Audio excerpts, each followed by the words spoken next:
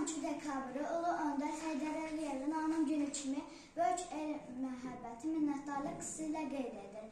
Tarixi öz adını əbədə həkk etmiş nadir şəxsiyyətin, qüdrətli siyasi xadiminin həyat və fəaliyyəti hər bir Azərbaycan vətəndaşının qürur mənbəyinə çevrilmişdir. Hər bir xalqın milli azadlıq və istiqlaliyyət tarixində xassar rolunu oynayan dahi insanlar var.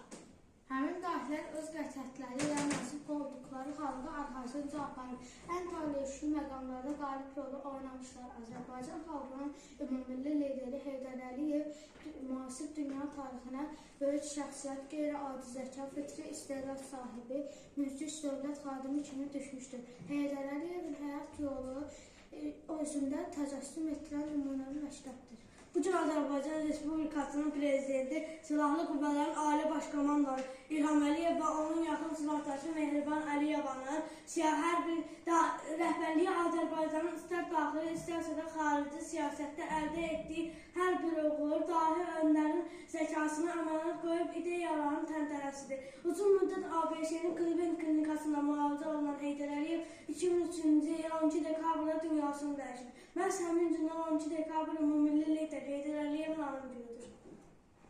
Demişəm və indi də deyirəm, həyatımın bundan sonraki hissəsini xalqa bağışlamışam. Mən fəxr etmişəm, bugün də fəxr edirəm ki, mən Azərbaycanlıyam. Mən müstəqil Azərbaycan dövlətçiliyini, suverenliyini, bütövlüyünü qorumaq üçün həyatımı qurban verməyə hazıram. Mən həyatımın mənasını xalqıma xidmətdə görürəm. Azərbaycan mənim xalqımın mənasıdır. Mənim həyatımın məqsədi Azərbaycandır, Azərbaycan xalqıdır, Azərbaycan Respublikasıdır, Azərbaycan vətəndaşıdır.